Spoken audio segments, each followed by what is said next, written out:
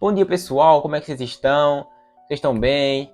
A gente vai estudar hoje a lição de domingo. Eu agradeço desde já por você estar aqui no canal do Eclésia, estudando com a gente. Eu me chamo Davi, se você não conhece, agora conheça, eu me chamo Davi. E agradeço novamente por você estar aqui. Hoje a gente vai estudar a lição de domingo. A gente vai dar uma olhadinha também na tirinha de sábado, que a gente não faz vídeo no sábado, né, da lição da Escola Sabatina.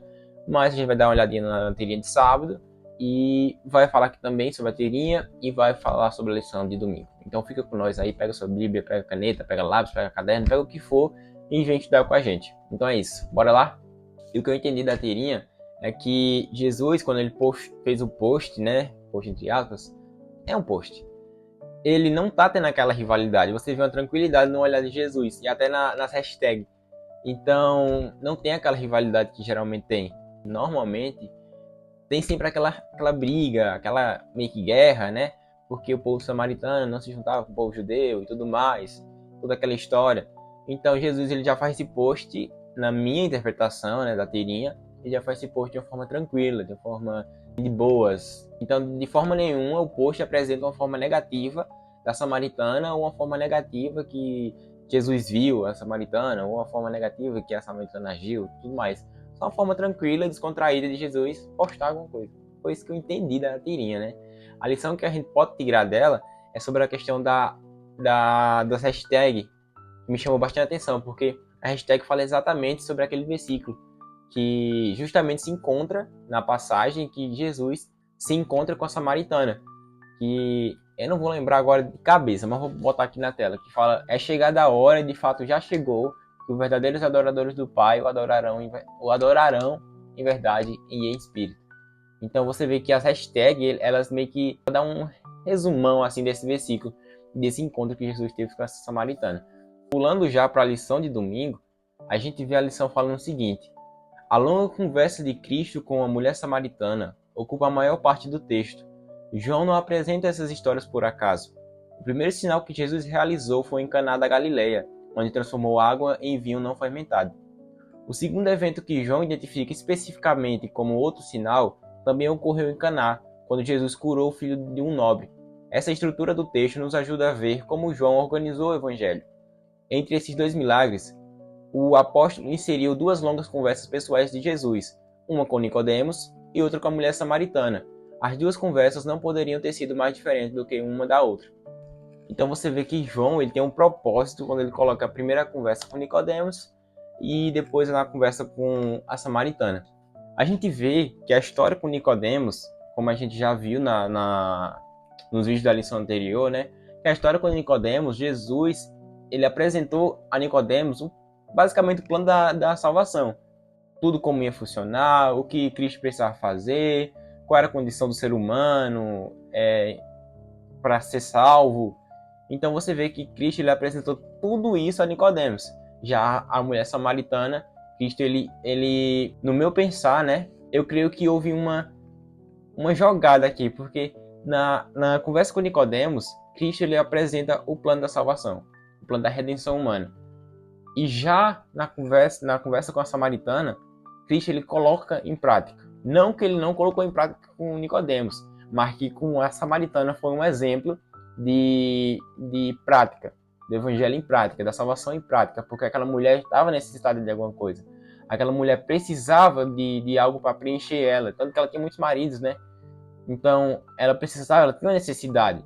Então, quando Cristo veio, Cristo ele supriu a necessidade daquela mulher de uma forma que ela nem ligava mais para a vida que ela tinha. E depois disso, você vê que ela saiu pregando o evangelho. Ela saiu feliz, ela saiu pulando. Então você vê duas cores distintas, duas cores diferentes. Que uma foi apresentado o plano da salvação a Nicodemos, e Nicodemos houve aquela dúvida, aquele pensar. Nicodemos saiu ali pensando, pensativo. E a gente vê a mulher samaritana, que por outro lado não tinha posição mais elevada, sofria bastante, e agora tinha se encontrado com o mestre dela e tinha aceitado a salvação que ele ofertou também para Nicodemos. A lição continua dizendo o seguinte: alguns dos contrastes mais notáveis são os seguintes: Jerusalém versus Sicar, noite versus meio-dia. Nicodemos inicia a conversa versus Jesus inicia o diálogo. Um conhecido mestre de Israel versus uma mulher não identificada, com quem os judeus não teriam falado. Alguém poderoso versus uma mulher vulnerável. E alguém que conheceu as credenciais de Jesus como mestre enviado por Deus versus alguém que buscava respostas. Nicodemos saiu de cena com incertezas e perguntas, enquanto a mulher saiu e proclamou o evangelho. É exatamente o que eu falei. Se for comparar a mulher samaritana com Nicodemos, a gente vai ver uma grande diferença, porque Nicodemos era o professor dos professores, Nicodemos estudava, Nicodemos já sabia da credencial de Jesus já. Diferente da samaritana, que era uma mulher humilde, era uma mulher que não era doutorada aí como Nicodemos, que não era uma mulher que era judeia, né? Acho que é assim que fala, judeia. Não sei não. Depois eu pesquiso. Mas ela não era, então você via que há uma diferença enorme, porque há uma diferença de posições, né? Porque Nicodemos ele estava aqui, a mulher samaritana estava aqui. Para você ver que Cristo ele dá oportunidade até para quem está aqui e para quem está aqui. Porque o que Cristo olha não é a riqueza, não é os bens, não é o conhecimento. O que Cristo olha é exatamente a disponibilidade de aceitar a palavra como lâmpada para os nossos caminhos. Então a mulher samaritana, diferente de Nicodemos, aceitou de cara ali o evangelho. Quando Cristo foi apresentado a ela aceitou de cara. Ela não colocou nada a perder. Ela não podia perder essa oportunidade. Então, diferente de Nicodemos, você vê que Nicodemos ele fica com as dúvidas. Nicodemos foi quem chamou Cristo para a conversa. Nicodemos foi quem iniciou, né, o diálogo e tudo mais. É bem diferente, é um contraste enorme da história da samaritana com a história de Nicodemos. A lição ela continua dizendo o seguinte: os leitores de João não esperariam que essa mulher fosse receptiva aos ensinos de Cristo.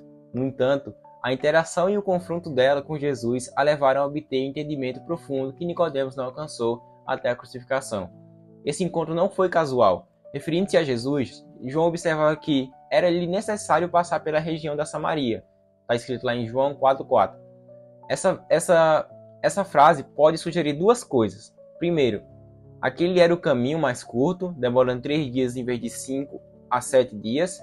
Segundo, Jesus tinha uma missão naquele lugar. Provavelmente João pretendia incluir ambos os significados. Acho isso muito bonito, porque mais uma vez, Cristo demonstrando seu caráter em tudo que faz, mesmo as coisas pequenininhas. Porque se possível, Cristo ele muda a rota, vai salvar outra pessoa. Aí entra naquela questão lá das 99, que ele deixou as 99 e vai buscar uma pessoa só. Então você vê que Cristo, ele não mede esforços para salvar uma pessoa. Mesmo uma pessoa sendo ignorante, mesmo uma pessoa sendo chata, ou mesmo uma pessoa tendo um coração sincero, Cristo está lá oferecendo o perdão, oferecendo a graça, oferecendo a cruz, oferecendo a oportunidade de ser salvo. Cristo ele não faz acepção de pessoas. Cristo ele não escolhe quem ele vai salvar. Cristo, quando morreu na cruz, morreu por todos e morreu por mim e por você. Então não faça como Nicodemos, vá atrás de Deus a fim de conhecer Deus, conhecer o que é que Deus pede e o que é que Deus quer. Se Deus quer isso para a sua vida, ótimo. Mas se Deus não quer, ótimo também. Fica uma reflexão aqui para nós. Será que tem alguma área da nossa vida que a gente está negligenciando o agir de Deus? Por a gente negligenciar o agir de Deus, a gente depois que causa algum problema nessa área, depois que vem alguma dificuldade, a gente pega e vira para Deus e vem com perguntas, mais perguntas, mais perguntas, mais perguntas. Senhor, por que isso? Senhor, por que aquilo? Quando na verdade Deus pediu para você fazer uma coisa e essa uma coisa você não está fazendo e não quer fazer. Então é isso, pessoal. Essa lição de domingo não foi tão aprofundada, mas eu gostei bastante do que ela foi mostrada, né? Do que foi apresentado aqui para nós. Amanhã, segunda-feira, tem mais lição. Então, se você quiser assistir, fica aqui no canal. Pode vir amanhã, 5 horas da manhã, vai ter vídeo aqui. De certeza absoluta vai ter vídeo aqui. E pelo amor de Deus, né? Não perca a oportunidade de ser corrigido, ensinado, repreendido, o que for, por Jesus. Não perca essa oportunidade. Se é um Pai de amor que temos, então amor nós teremos. Tudo que Deus decidiu para nós é bom e agradável. Tudo que Deus decidiu para nós é porque Ele nos conhece e nos criou. E é isso. Fiquem com Deus. Até mais. Espero que tenham gostado aí. Tchau.